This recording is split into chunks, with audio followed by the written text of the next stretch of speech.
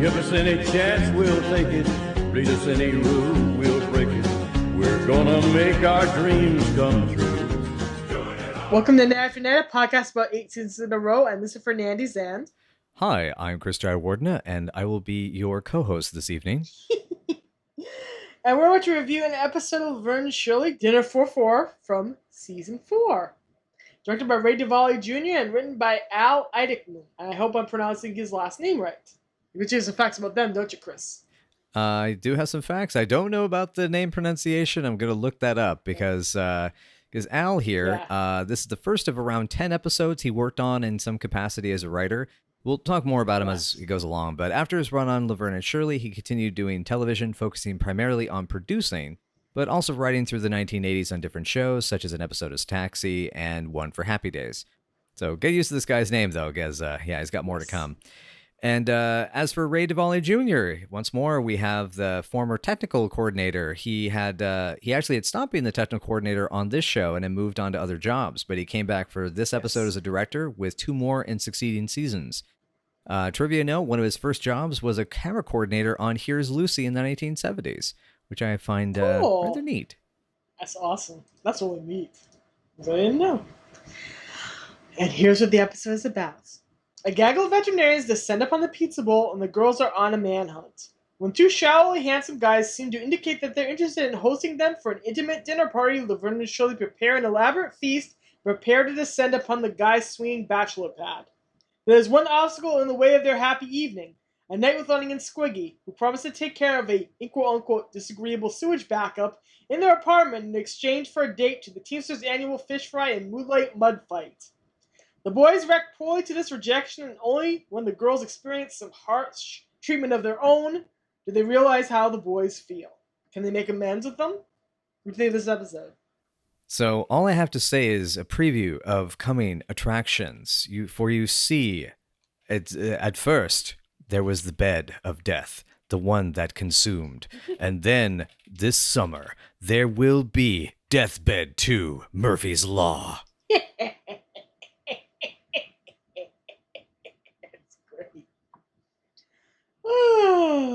Yeah, this was fun. Yeah. My actual thought of the episode is there's a lot of fun stuff to this. It was interesting to see the return of the class warfare aspect, which hasn't been around much since kind of middle of season 3, it feels like. Yes, yeah. And now it's kind of good to see, there's a little bit more. It really is elucidated well. I mean, they've transposed the upstairs-downstairs dynamic onto the modern era, which I thought was really interesting. That said, my God, I felt so sorry for them. My mother called it the misunderstanding like instantly, she knew right away, and that was like, oh, you're just waiting to watch the train wreck take place.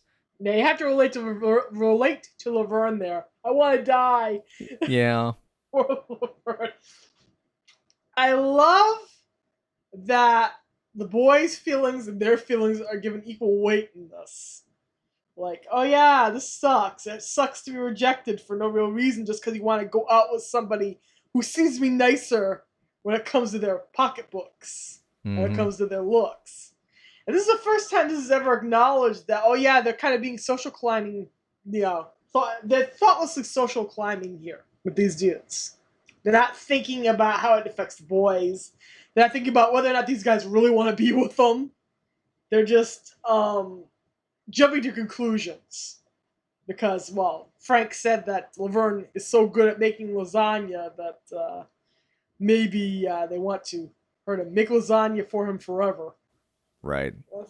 I love this episode for a lot of reasons. It's iconic for a lot of reasons. Specifically for the bed stunt that Chris mentioned in his intro. We'll get to that in a bit. We have to start at the beginning. It's a very good place to start. There's a lot of great dialogue in this first scene. Mm-hmm. Laverne declaring that one of the guys could be the father of Frank's future grandchild. And he goes, which one? I'll kill him. I love that. Oh, the whole uncooked pizza bit. Oh, no. Yeah, he's so busy he's not even bothering to cook the pizza. And then in comes Edna, dressed up as Madame Butterfly, just to go to the opera. That's extra enough to absolutely believe that Edna would do that, eh? and B, it's somehow so perfectly ridiculous within the Milo of this sitcom that you just look at her going, "Oh, Edna, honey, why are you doing this?" It's Frank, you know he's not gonna dress up, but yeah, Yeah, it's good. It's good stuff throughout. Yeah, and I loved Edna. The kimono looks great, and I do love I love the exchange with Frank. And it's like I don't want going to the opera. They don't like when you sing along. yeah. And and it was her turn to threaten an open hand. That was Yeah. that was a little satisfying, I gotta say. Yeah. About damn time. That conveniently gets Frank out of the way so the girls can both run things and then bump into these veterinarians.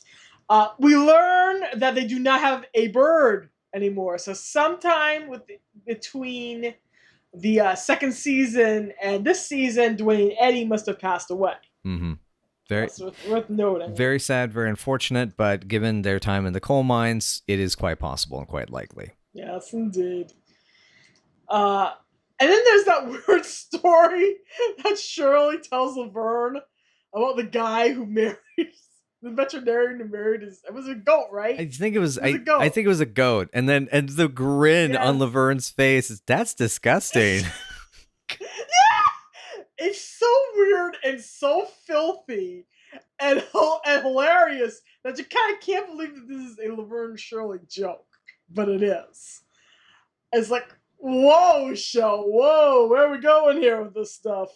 Absolutely stellar. So Frank does provide Laverne with this little intro that she makes great lasagna. Seems to hook her up with this handsome veterinarian who seems to be interested in her, interested in Shirley, at least interested in Shirley being dragged along. Right. And, the girls immediately start dreaming big as they frantically cook. And then another great door gag. No one wants anything that's been chewed up and spit out. Hello. Yes. So do you sympathize with the boys here? Yes and no. It's a case of I sympathize because they did give their word and it was a favor. It's hang on, allow me to try to Lenny it up for a second. You said that you'd go out with us if we helped and we did and you won't. That's So that is how I do sympathize, because it's like it's understandable, but it's still not cool because the thing is the boys look at them as their friends, and so so obviously there's definitely a lecherous aspect to it. But I feel sorry for the fact that they basically are being discarded for the realm of social climbing, and the thing is, you even can kind of tell Shirley and Laverne were kind of, at the time when they think about it, it's not just that they feel bad, they also kind of like, well, that actually sounded kind of fun. That sounded like a good time, Yeah. Laverne's definitely into the mud wrestling. Yeah. And Laverne is actually into it. To be honest, she was kind of into it to a degree.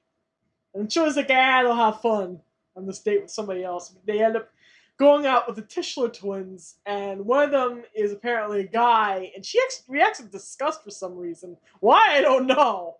Mm-hmm. I mean, it's not going to be a romantic date, but, you can always go out platonically with someone, Cheryl. Come on. Either that. I mean, my note about that was like, okay, which one of them is the bi one? Yeah. They're brother and sisters. They're one of them's bi. If I had to guess who the bi one is, it's definitely Lenny. Yeah, that was my thinking too. I had to guess it was Lenny. Yeah. Because Squiggy would not admit it. Squiggy would drag his heels to admitting that he's attracted to a guy. And then finally he'd burst out with it.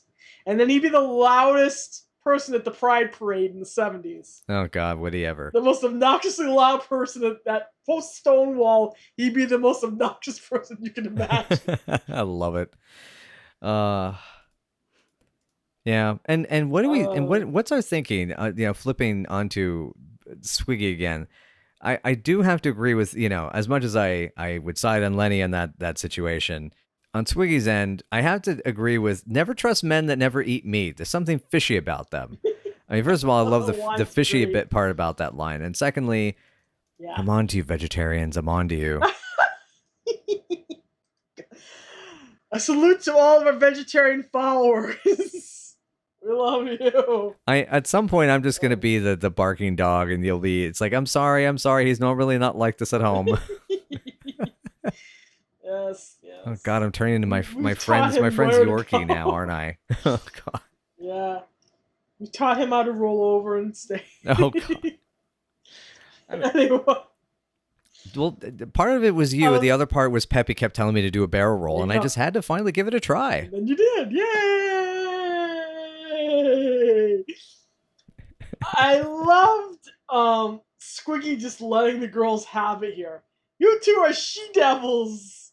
Mm. And then Lenny, as he's sobbing because Laverne has ejected him, and with his hand still covered in practice mud, they actually brought practice mud for them to get ready for the Moonlight Mud fight.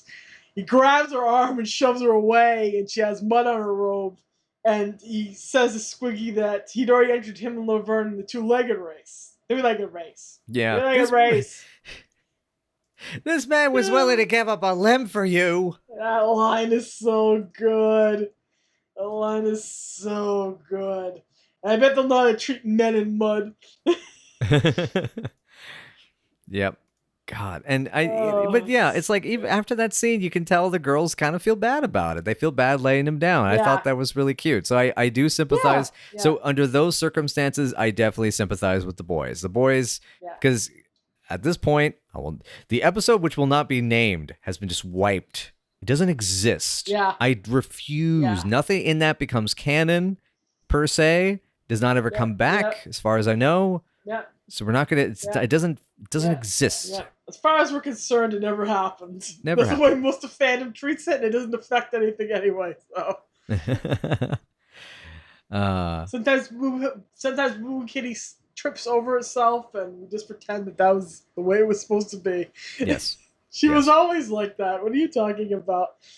This episode. So after this, the girls get nicely dressed, go on over with their ready-to-heat lasagna and their salad, and they find corsages in the fridge. That's great. That is a great joke. That's a great joke. Yep. Oh, and I love the what is it? Now these are men of medicine. Tonight will be only filled with good food and good conversation, or polite conversation. And what was it? I'm surprised I got this line by. Is I think Laverne says like in a little light salad action. It was like and Shirley's just like no, and it's like, you know what wine does to me, and Cheryl's response, I like to believe those are only rumors. Yeah, that was surprisingly once again the show is being surprisingly filthy. It's just a continued theme. Yep. Throughout its airing, throughout its existence, surprise filth.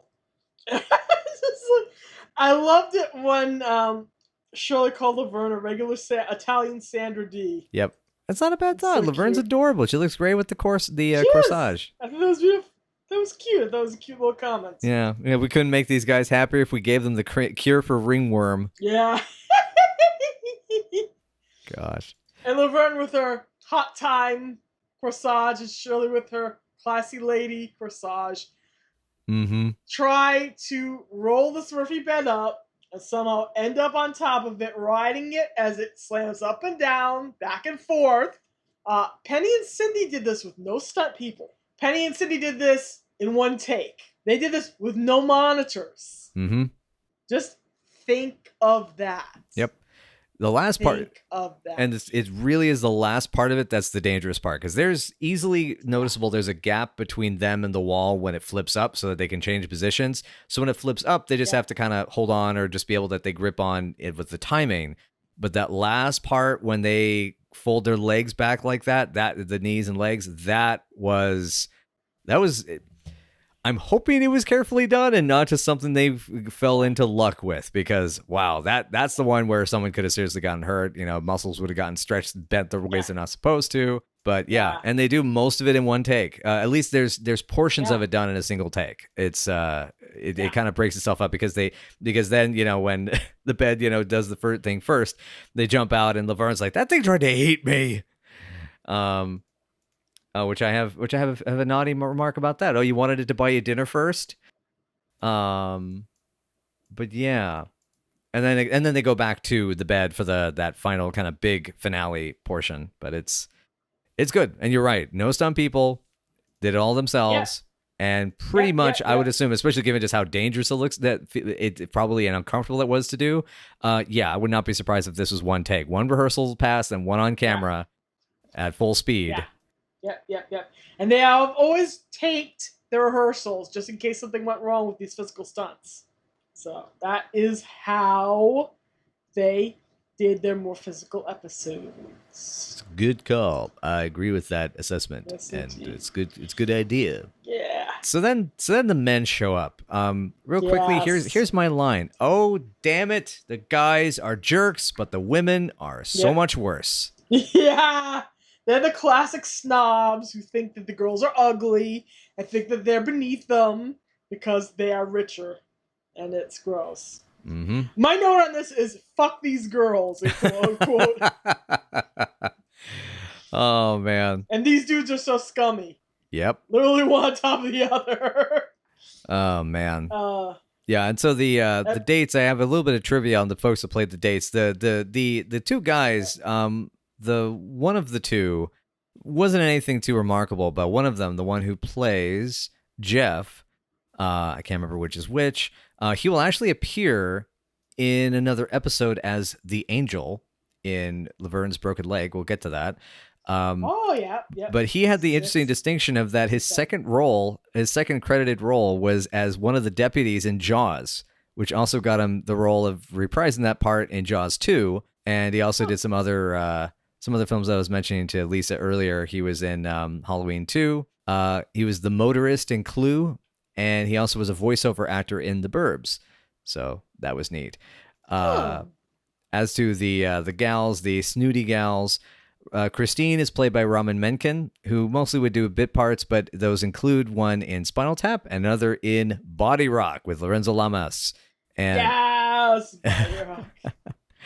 And Veronica is played by Timothy Blake. Don't let the name fool you, though. She was in a lot of material and reportedly was also actively fighting for women's rights in the Screen Actors Guild during the 1980s, being the national chairwoman of SAG's the SAG's Women's Conference Committee at one point for a few years. And she was interviewed a lot during, if you actually look up on our Wikipedia page, it covers that there were articles you can still find from the mid 86 and 88, which talked about the sexual harassment that was going on within the guild. So that's, and also within Hollywood at the time. Yeah. So pretty cool that she's there, and she did a good job playing the snoot in this, in this here episode. But yeah, you get into this scene, and I mean, yeah, my mother was like, oh God, they're wealthy. They have minks. Like, she kind of cringed a little bit. Man, understandably. Goodness. Absolutely understandably. So, I love the bit where they throw the corsages at those girls. Yep. Great. Who's having a hot time? You must be the lady. Yep. It was just great. I loved Laverne's moment of revenge, where she gets the other girl to sit in her lasagna, and then Shirley just carefully picks out the right leaf of lettuce to throw at the other one. Mm-hmm. That's so perfect. Yeah. That's in reaction, of course, to being called ugly and being called low class. Mm-hmm. And before we leave this scene, we have to acknowledge the way the show plays out class differences once again. Beautifully handled. The utter snobbery here is just, on their parts, is ick. Mm-hmm. Absolutely ick. But it's portrayed perfectly. And that's really how some people used to think of women like that back in the day. For upper class guys or upper middle class guys, you went to the wrong side of the tracks, you slept with these girls, and then you left them there and married someone of your own social strata.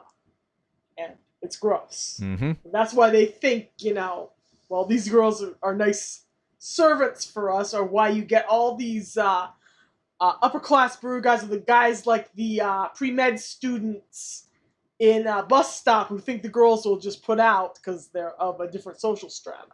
And it's gross. And the show acknowledges that it's gross. They give them credit for that. Mm-hmm. Yeah, it's been an interesting whirlwind so far with this season regarding how it's handled, like those aspects of what is gross and what isn't gross, or what should be laughed at, what shouldn't be laughed at.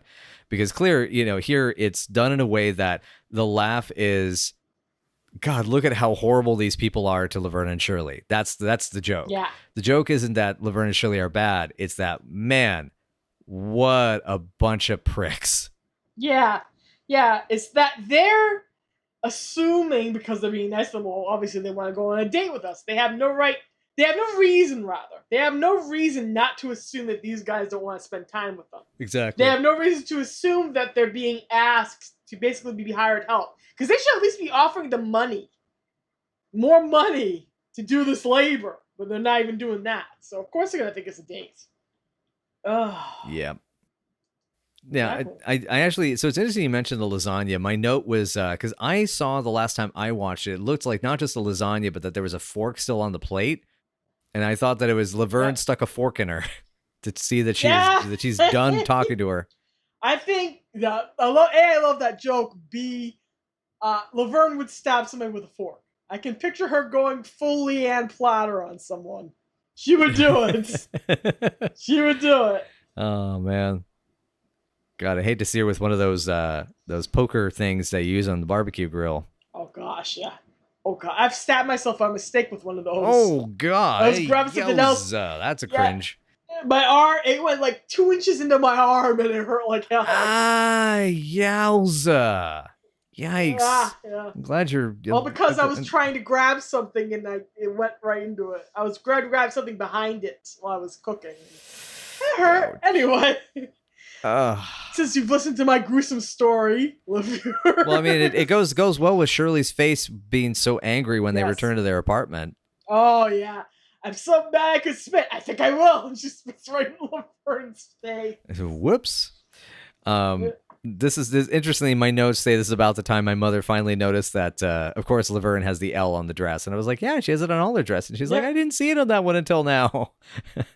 Oh. That's cute. At what point? Okay, at this point, the girls realize, oh yeah, we kind of treated Lenny and Squiggy like objects that have no feelings, just like these guys treat us like objects with no feelings. Maybe we should apologize to them. Yep. I still love that they use the dumbwaiter to call out to them. Yep. That's still like one of my favorite little bits of storyline ephema. So the boys are indeed home, and they do come down. I love that they're mad at them, but not so mad that they won't come downstairs. Yeah, they want to give him a talking up. Maybe it'd be more convenient if you just ran us over a few times with a truck. I mean, how long do you think Lenny was workshopping that? A long time, probably ever since they left for that date. We want to talk to you like human beings. Good luck. God, and I love how they put them roughly on the couch. Like they've sort of giving it's tit for tat. It's like them finally giving back how the boys are rough with them. Yeah. Well, Laverne and Lenny are always yanking each other around like that. If you watch the two of them. True. Shirley would just rather not touch Squiggy if she could avoid it completely. So you don't really get to see her yank him around. So this is a new one. She tends to treat Squiggy more gently.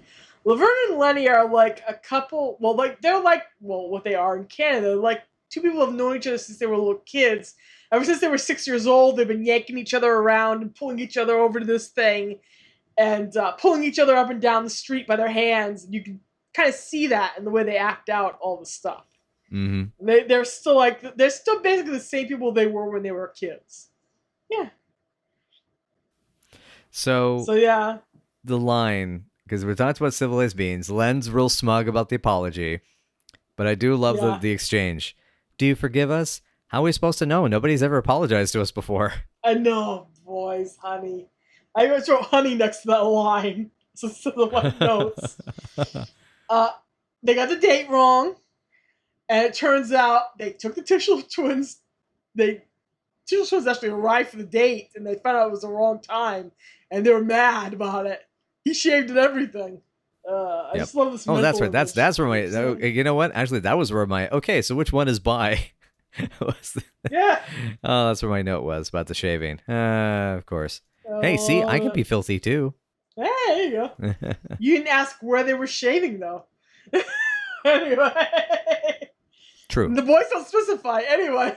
The boys don't specify. Yeah. So they say, well, no, the girls are like, well, you want us to wait a whole year and we'll go with you? They don't want to upset the Tishlers. I don't know why they just don't want to just go on the date. Just go on the date. Why not just go with the boys to the Moonlight Mud fight? Just go with them. Just go with them because it sounds like it's gonna be fun. It's gonna be fun. You're gonna fry some fish. You're gonna have some teams. You're gonna get a little mud in your pants. Honestly, like you can picture Laverne kicking butt in a 3-legged race. She will drag Lenny to victory if she has to. she'll just like hoist him up, just kind of practically. We know she can carry him. Yep. We know she can carry him, so she could probably hoist him right over her head and just carry him 4 feet to victory. But then wouldn't that be that would return to a 2-legged race? True. Or she could just she could literally drag him around like they shoot horses, don't they? That's the scene where Jane Fonda just has to yank Red Button's dead at butt right across the finish line so she wins. That movie is so good, but it's also like being stabbed to death for 2 hours. It's just so depressing. It's so dark. It's so much to take. It's so claustrophobic. Yep. So on a lighter note, anytime, anywhere, follow me and the boys to decide to try to take them into their bedroom. Yeah, which is shockingly forward of them. They have never tried to go that far before because they know exactly what the end result's going to be, and the end result is what the end result is. Yep. Their butts beaten up. Yep. Yeah. My remark is, smash them. Yeah. Like, what did they think was going to happen? Really? Yeah. Like, you gotta think of how the girls flirt with you. You gotta flirt a little. You gotta do a little walk your fingers up maybe not up the chest, but you gotta start off small. You gotta be like, hey, you gotta do something. You gotta schmooze a little bit. Come on. That's a different. I know it's a low bar, but at least I do feel comforted that I'm a better romantic than these two. There you go. That's true. That's true. Oh, as I know. Oh God. I was going to say, even their double makeouts have not worked thus far. Nope. They have gotten the best results out of these girls by being gentle with them. When Lenny is very gentle and quiet with Laverne, that's when she kisses him. Mm-hmm. You think he'd put 2 and 2 together, but he's Lenny. Of course he's not going to put 2 and 2 together. He's not like this unless Squiggy's out of the room. Mm-hmm. So... The Squigman bad influence. Yes, indeed. And then, of course, the line, did you get anything off of them? Nothing. Nothing. Start. And it kind of is a start considering how far the relationships of these girls have come. Yep. Just consider the fact that they used to not be their friends, and they've advanced to the point where the girls are willing to apologize to them and realize that they're a crucial part of their lives. Yep. You were saying? Tag scene and farm. Yes! That's so cute. This is one of the cutest tag scenes in the show's history, and also it has nothing to do with anything else that happens in the entire episode. It just kind of exists. Mm-hmm. This little skit where the boys bring their ant farm to the pizza bowl and let the girls hold it so they can have the end of their pizza. And the boys are sitting there eating pizza, and they hand the ants off to Shirley, and Shirley's just admiring them and calling them intelligent social creatures. And Laverne points out that they're crawling up her arm. She calls it fling the ant farm. And then she's horrified that she flung the ant farm. Mm-hmm. Mm-hmm. And then the solid zinger line from Squiggy. From up here, they look just like little ants. Yeah, and he's standing on a chair when he says it, which makes it even better. Oh, man. Everything about that is gold. And it's got ant cows and chickens. We're hoping to catch a big fly so they can have an ant crop duster. Yeah! Yeah, it's so cute. Yeah, look at them. So cute. I want their fly to sound like Walter Matthau, and they can call it Charlie Varick. Yeah! Charlie Varick is employed. Yeah, there we go. Oh, the whole scene is adorable. It's got nothing to do with anything, and it's adorable. Yep, it's just a little tiny. Go ahead. It's one of my favorites of the favorite tags. Absolutely. Yeah. For me, it's up there with that tag scene. Look for your leap when everybody finds out Laverne's not pregnant, and they sing Hallelujah. That's a high praise. That's a very high praise. That's a high praise. but this is good in an entirely different way. It's adorable in an entirely different way. It's like a tiny miniature skit. It's kind of like a little slice of life of what it's like for them on a day-to-day basis. Mm-hmm. It's the way the boys wander into their lives. Yeah, go ahead, sorry. It reminds me of what you see like at the beginning of an episode where they need like a joke to kind of segue into the start of a story. Yeah. And it's like, you know, like they would have this going on and then Frank would come in and say something or Carmen would come in and do something. It's like they took one of those and it's like, well, we don't know where to use it. So let's just put it at the end. It's a good little like 2-3 minute gag that we can put in there and it works. It works really well. Yeah. It works perfectly. Yeah, it works perfectly. It's beautiful. It's adorable. Yeah.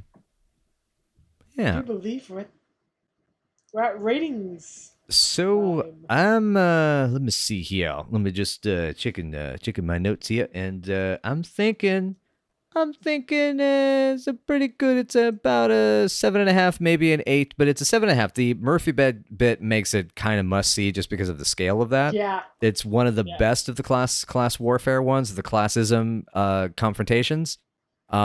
The boys are used hilariously. The opening's cute. Laverne wagging her tail still kills me. You know, and oh god, there's a line here that I forgot to mention. Dang it, I lost it out of my notes here. Oh well. Look for it. All right, it's fine. Look for it. Look for it. Okay, fine. I'm looking for it. The line. Just edit this all out, future Chris. Edit all of this out. You'll find it. Present Chris will find what you wanted to say. It's that bit that was mentioned to you earlier. So what? They were hired to serve, not to listen. My note for that is F you, lady. Yeah. And that's the thing, is like those zings like that get the kind of visceral response I praise highly. When it can get that emotional response out of me. This one did that very well. It's very well crafted, good pacing script wise. Really good pacing directing wise. Actors all bring it. Supporting actors bring it. The two guys are a bit milquetoast, but it's entirely the point. So that was great. But yeah, 7.5, maybe an 8 on a good day. This is 7 for me as well. Probably very close to an 8. You need to see that Murphy bit gag. Y'all need to see it. It is iconic. It is some of the show's best physical comedy. Everything else about the episode works very well. It kind of encapsulates very well what the show was about, the class warfare. The girls striving to better themselves only to have the universe crash down on them. The boys wanting to be with them and getting stymied, but still trying for that makeout. Even a little bit of Frank being the overbearing dad. It's got a lot of everything. It's a good basic episode of the show. And it is quite worth watching. Yeah. Thumbs up. Thumbs up, babies. Wait, is that what we're calling our audience now? The precious little babies? I don't know. I just felt like Conan O'Brien for a second. Just let it go, babies. Oh, that explains why your hair color changed. I actually can't see you, so I have no idea if your hair color changed. I just wanted to pretend I was Conan O'Brien for one brief shining moment. All right. So I guess that covers everything for today? Yeah. Do believe it does. Cool. All right. Well, thanks again, everybody, for joining us for Night After Night. And if you would like to know more, join us at Night After Night PC and on the Twitters, or you can find us at Night After Night Pod on Facebook, Tumblr, WordPress, YouTube, and all these other different places. Patreon, please help support us. Give us incentives to keep going. Keep us incentives to do the other stuff maybe a little sooner, because we have other bonus episodes we like to do. This will help support us to make some of those things happen a little faster. In any case, we hope you'll join us for next time. And actually, yeah, what is next? Actually, this was at the end of the disc, so I think I have no clue what's next. Yes, indeed. When the girls go to the pound with the boys to rescue Squiggy's Uncle Elliot's favorite watchdog, Shirley becomes entangled in the life of a German Shepherd who seems vicious and is about to be put down. It's a dog's life. That's what's next. Well, gosh, that sounds like it'll be probably very emotional, a bit furry, and my dog allergies are going to act up. So I'll go get some Claritin, and I'll see you I guess we'll see you all next week then. Have fun, everybody. And don't cook lasagna for jerks.